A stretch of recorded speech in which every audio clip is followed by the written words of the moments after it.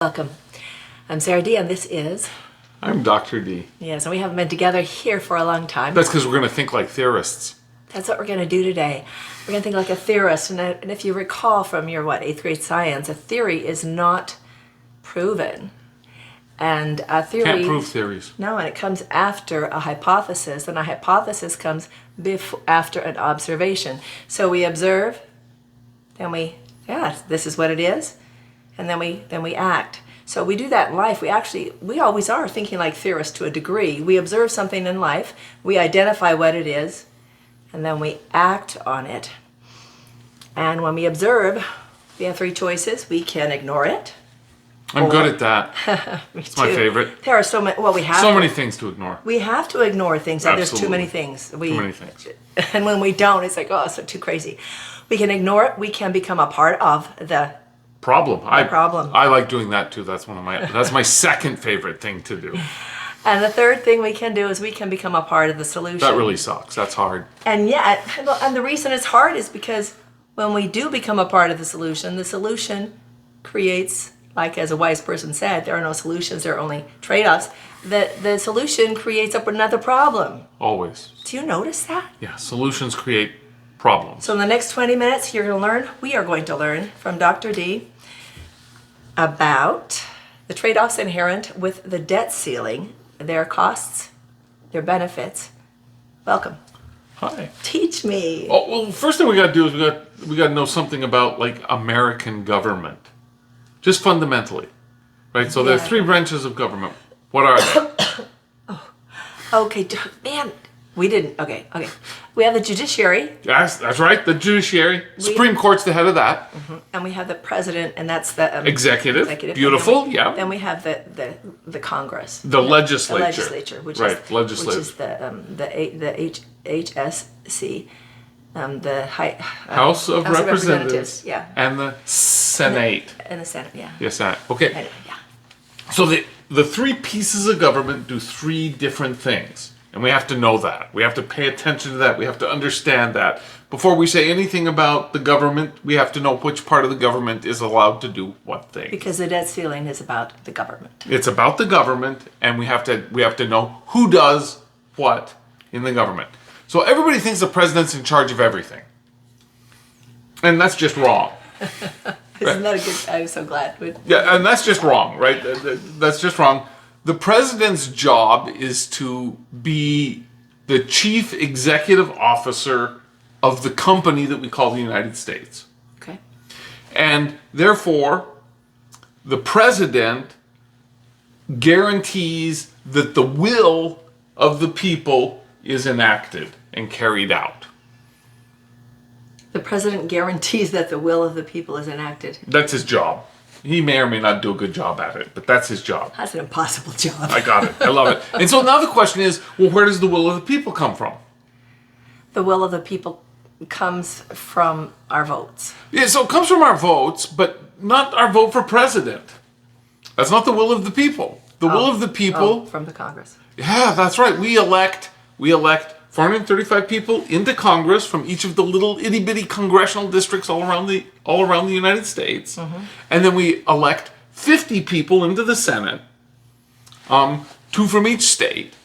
And their job is to know the will of the people and write the laws that meet the will of the people.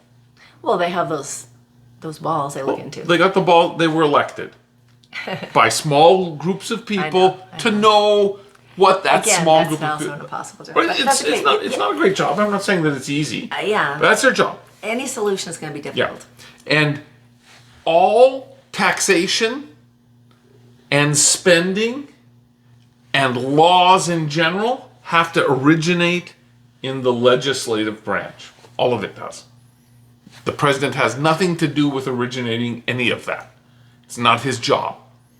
Once it's originated, once a law is passed, so let's say a law is passed that we will force everyone to break stones with sledgehammers. So that's the law. Congress passes the law, the Senate and the House of Representatives pass a law that it's the will of the people that the people will go out with sledgehammers and break large stones into small rocks. Now, the president's job is to make sure we do it. That's his job. His job is to police it up, make sure we do it. So he's in charge of the police? He's in charge of the national police. We call it the FBI. He's in charge of making sure that people are arrested if they violate the law according to the law that was written by the Congress. Okay. Right? So that's his job. His job is just to enact and enforce the laws. Okay. That's all he does. And then there's this other branch called the judiciary, because sometimes we Did write... I say the judiciary? Absolutely. That was my first one, right? That was your first one, yes. Then there's the judiciary, and the judiciary sits down, and sometimes laws aren't clear. Right? So we had to break large rocks into small stones. Right? And so what constitutes a large rock? What if I'm breaking too small a rock? And what constitutes a small stone? What if I'm not breaking them into small enough pieces? What constitutes a small stone?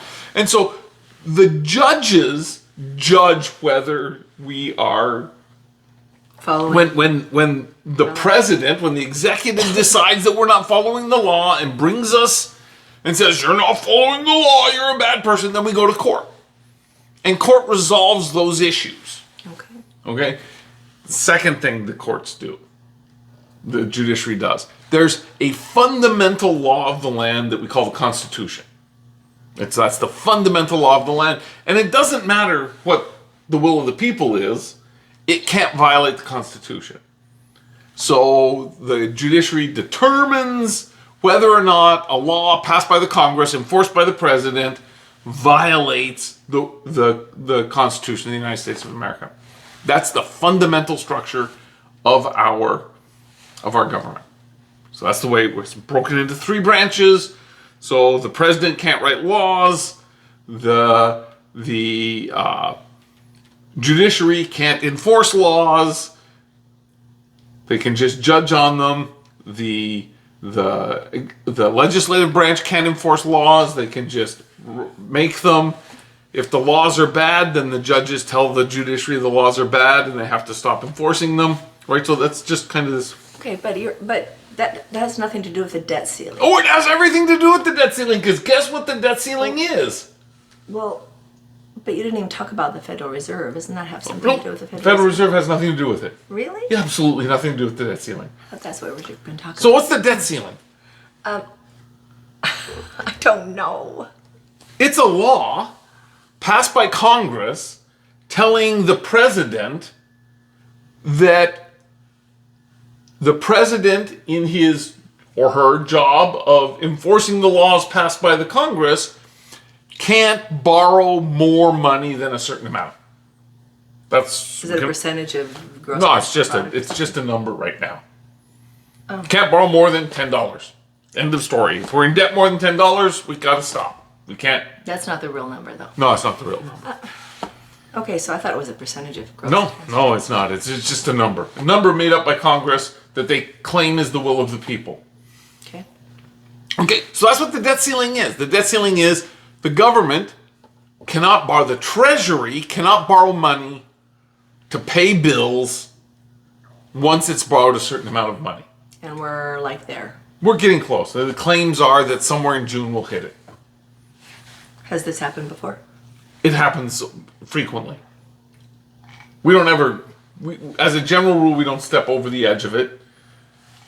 But And so when it happens, we hear a lot about it in the news, and the president and the Congress all yell at each other, and the Congress likes to pretend it's all the president's fault, which I love, right? Because if I was a congressman, that's what I'd say too. Oh, this is all the president's doing, right? I'd say that too, but it's just not true, right? Because who decided how much money?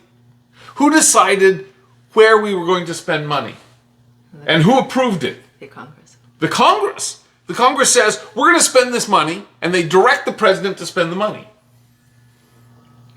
And so everyone's doing this.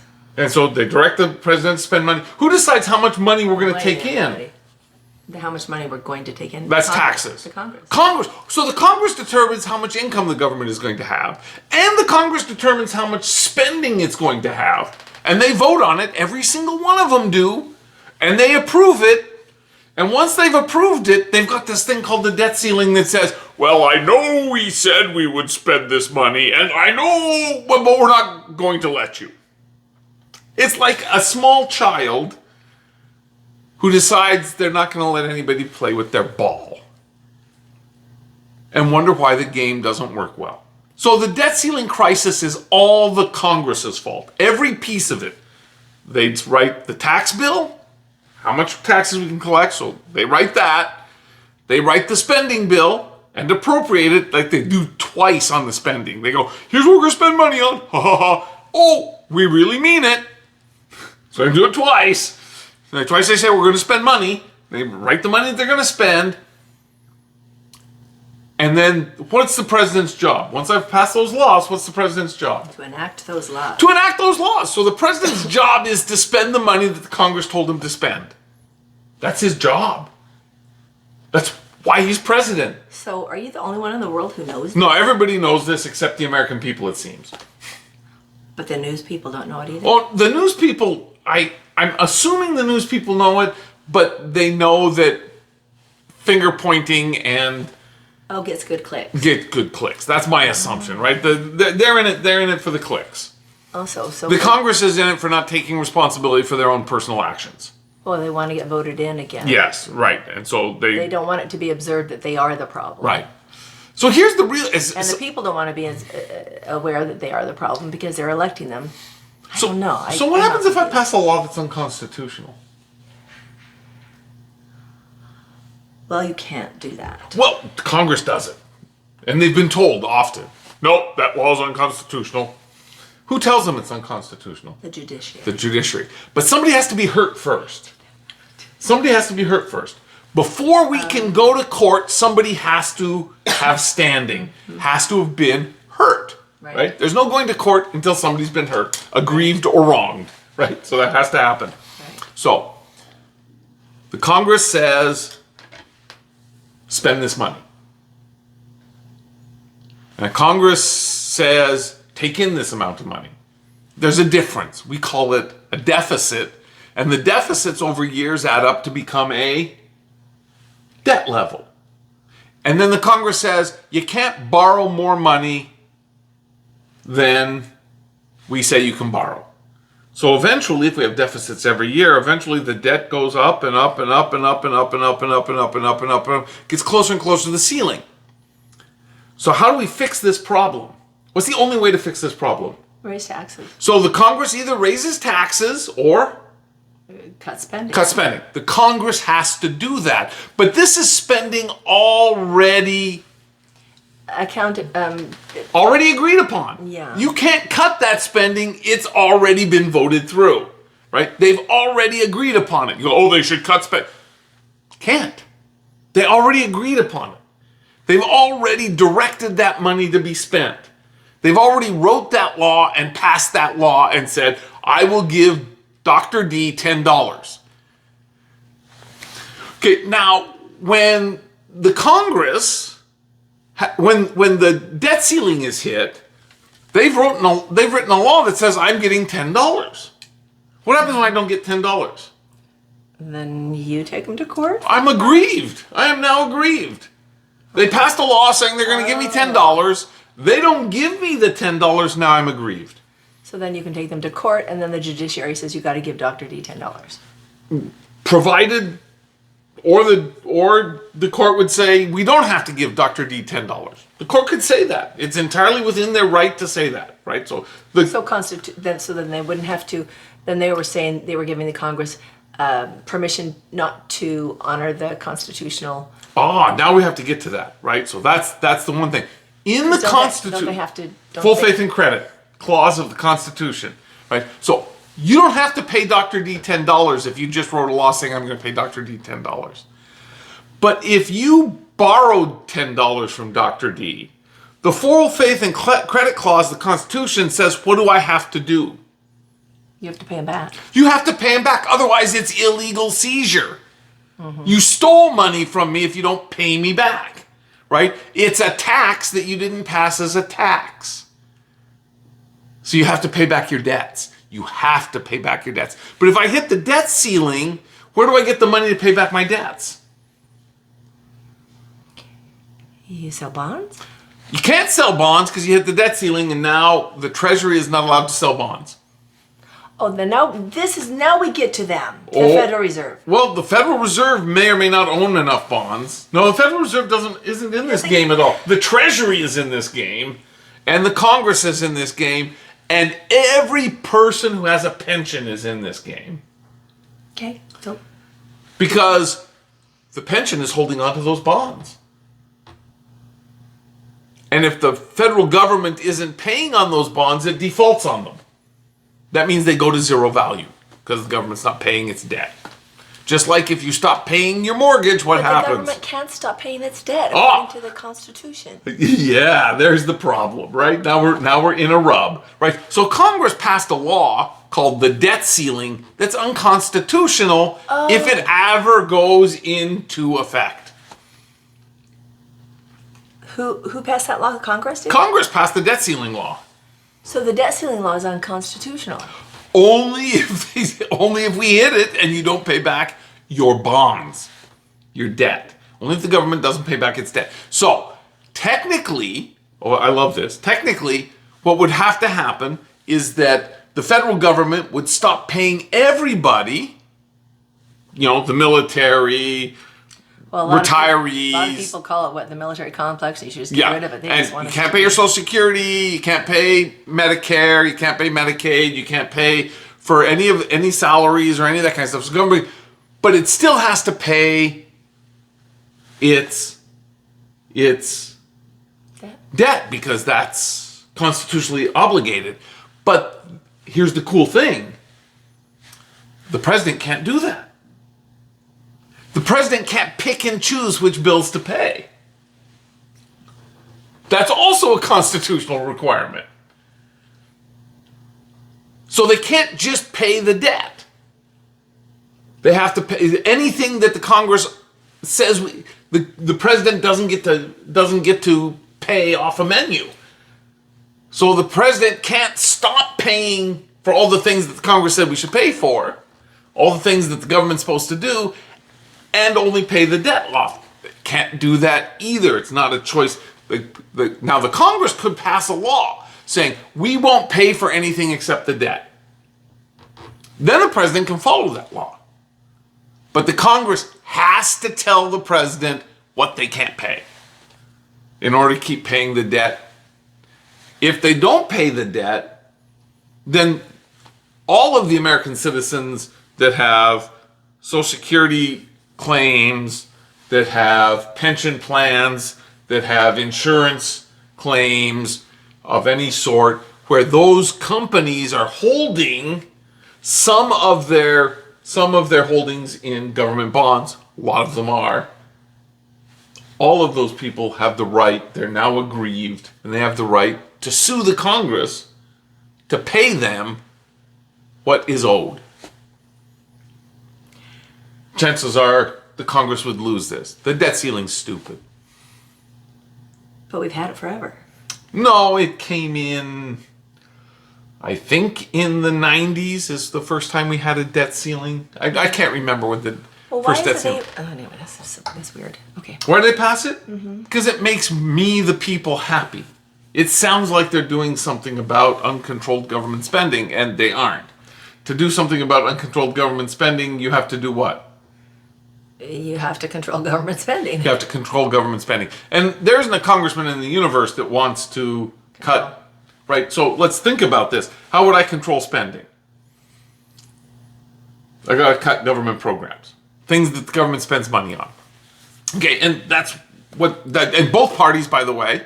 So let's just talk, Republicans are the parties of cut spending. Let's just say that's true.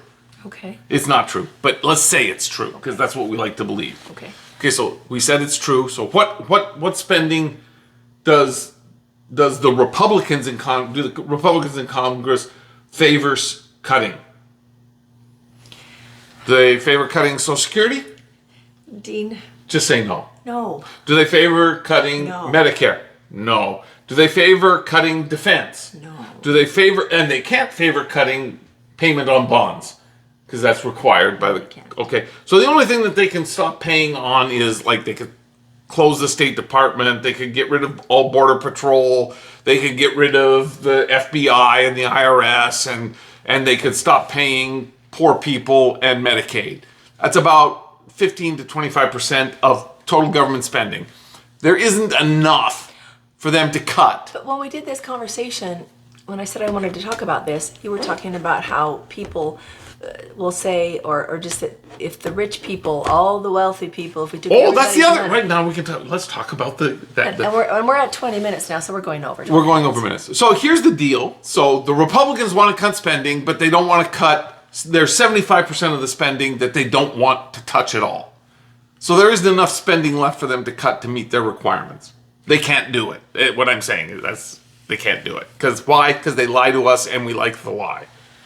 And if they don't lie to us, we won't vote for them.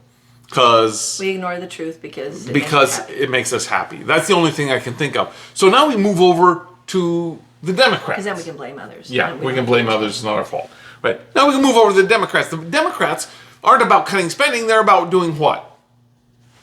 What's the other way you can fix a debt problem? it. If you don't cut spending, then you increase taxes. Right. They want to increase taxes, which is great. So they want to increase it. This is a gross simplification. So don't get pissy with me about it. It's a gross simplification, but that's what we say, right? The Republicans are about cutting spending and the Democrats are about raising taxes. And that's just what we say, and it may or may not be true. It's probably not very true all across. So the Democrats want to raise taxes. And that's another way to deal with the problem, is to raise the taxes. But who do they want to raise taxes on? They want to raise taxes on what businesses and The very rich. Yeah. Only the wealthy. Whatever the wealthy is, Yeah. they want to raise taxes on the very rich. The problem is we don't have enough rich people. You can't collect enough money off of the rich people. So if you're not taxing the middle class more, which nobody wants to do, the middle class, that's where all the voters are, we're not going to raise your taxes. We're only going to raise taxes on the really rich, right? Billionaires or whatever, right? So I think Biden talked about a billionaire tax. Well, we don't have enough billionaires. If we took all the billionaires' value, we couldn't pay off the deficit. There isn't enough there. Right? There isn't enough. And what will we do next year? Because we've taken all their stuff this year. Right? It's like Tesla now belongs to the government. And so I don't know. If we look at issues in the government, maybe we should just start looking at issues in our own finances. Yeah. Maybe we should do that. And So if you want the debt ceiling, first of all, the debt ceiling is a mistake and it's stupid.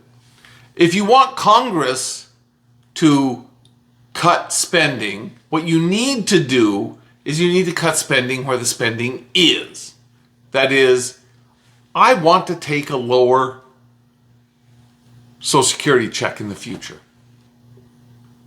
And I want to pay more in Social Security taxes now. that's the reality. That's the reality, right? That's what you have to vote for if you don't like the debt. You have to vote for less spending and more taxes. It's the only way. There's no way with one side without the other. There are no solutions, there are only trade-offs. I have to be willing to vote as a middle-class voter to cut my Social Security pension and to pay more in taxes because there isn't enough in all of the things that we think are stupid, wasteful spending. But the thing is, we could change the stupid and wasteful spending if we would get involved in our local. Churches? Yeah. No, if we got involved in our voting and knowing what Congress was doing and actually having them vote our way, and then we'll have the things that we want as opposed to paying for things like, I won't even say what, but So the things deal is that Americans pay for now. so the deal is that those things, even the things you don't want to talk about, aren't expensive. Because there aren't many of them. It's like, if the government bought 10 Ferraris, it probably shouldn't have done it, but that's not the problem. The 10 Ferraris is not the problem. The problem is the 10 cents it's giving me. And I have to be willing to give up my 10 I'm cents. talking about the requirements on health. Yeah, I'm talking about that too. There aren't that many of them. It's not a problem. There's not that much money in that system to begin with. It's not the problem. The problem is I don't want my middle class taxes to go up, and I don't want my middle class benefits to go down. That's where the money is. So, did we do this? Absolutely. Okay. And what do you think of the debt ceiling? What do I think of the debt ceiling? What's our upside? The upside is that the debt ceiling is not well. It violates the Constitution if it goes into effect. If it goes into effect, it violates the Constitution. And if the Congress actually allows it to go into effect, Then there will be court dealings. there'll be court dealings. And they'll be forced. So there are people who are worried about this, right? So I think there's a union that's already suing the Treasury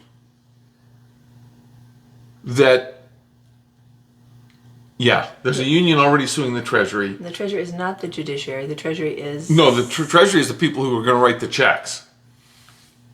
But there's three parts of the government. We said Right. there's judiciary, there's the president. You're right. Treasury is part of the president. Oh, okay. Yeah. Treasury is part of the president. And they'll get sued because they're the ones that are actually enacting the law. And the law will be struck down. Right? The police have to arrest you before you can, right? And then you sue the police and then the law gets Why struck isn't down. Congress sued if they're the one who made the law? Because the Congress will get sued. Hopefully the Congress gets sued by the Treasury. That would be really nice. It'd be beautiful to see the administration just sue the Congress for putting it in a place where it can't do its job. That would be beautiful. That would be the best outcome. That would be the one with the fewest trade-offs. The buck would stop where it belonged. It's Congress's fault. Yes, our legislators. Well, and then it's our fault because we voted. We voted for them. Yeah. Because we can't point the finger at somebody else No, without it's knowing. me. We It's have all me. We have a part in all the problems that we have, and every Yep. solution has a problem inherent. I'm in the middle class. Yeah. I want my taxes low and I want my benefits high. And I vote for people that say they will do that for me. And then I complain about runaway spending or runaway deficits. So I want them to say something about having a debt ceiling too. So I vote for people that say low taxes, high benefits, debt ceiling. Yeah. So we hope this was enlightening for you in some way, and that as we observe, identify, and act, we can do so in a way that maybe we create fewer problems. I don't know. Gotta vote for